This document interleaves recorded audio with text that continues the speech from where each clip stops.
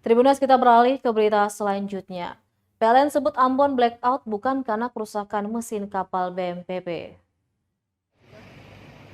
Manajer PLN Unit Induk Wilayah Maluku dan Maluku Utara, Adams Yogasara, pastikan listrik padam di Ambon dalam sepekan bukan karena kerusakan pada mesin kapal Barge Mountain Power Plant BMPP Nusantara 1.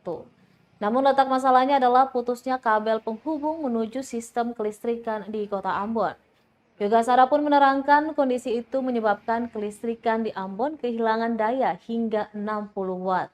Selain itu, Adams menjelaskan gangguan jaringan lain pada distribusi PLN akibat cuaca ekstrim juga turut mempengaruhi.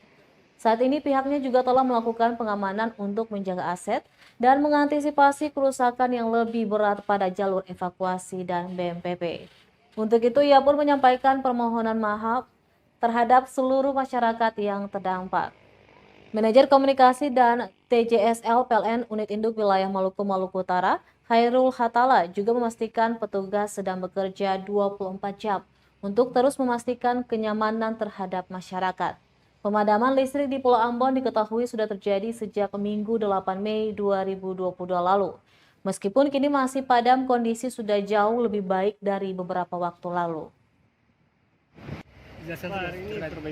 Oke, terima kasih. Sebelumnya kita sampaikan bahwa yang pertama bisa saya sampaikan di sini bahwa gangguan ataupun gangguan yang terjadi di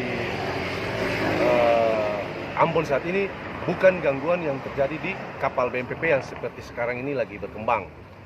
Kapal BMPP kita tidak ada terjadi gangguan. Yang ada itu karena ada terjadinya cuaca ekstrim sehingga kapal kita yang tadinya merapat di dermaga kita geser dan kita memang sengaja lepas penghubungnya sehingga jangan lagi mengakibatkan gangguan yang lebih besar sehingga kita putus untuk sementara.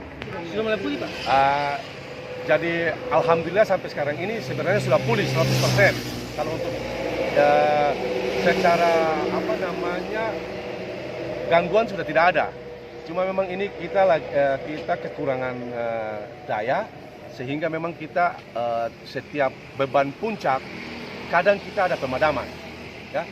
Dan dalam tanda kutip ya, pemadaman ini bisa 3 sampai 4, bisa juga 5 atau bisa juga tidak ada. Karena tergantung pemakaian seperti yang kemarin saya sudah jelaskan seperti tergantung pemakaian.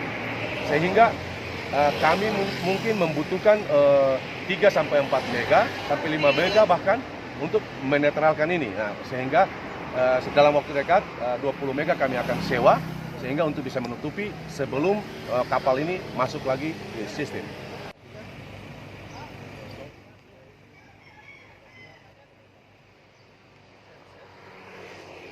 Terima kasih sudah nonton. Jangan lupa like, subscribe, dan share ya.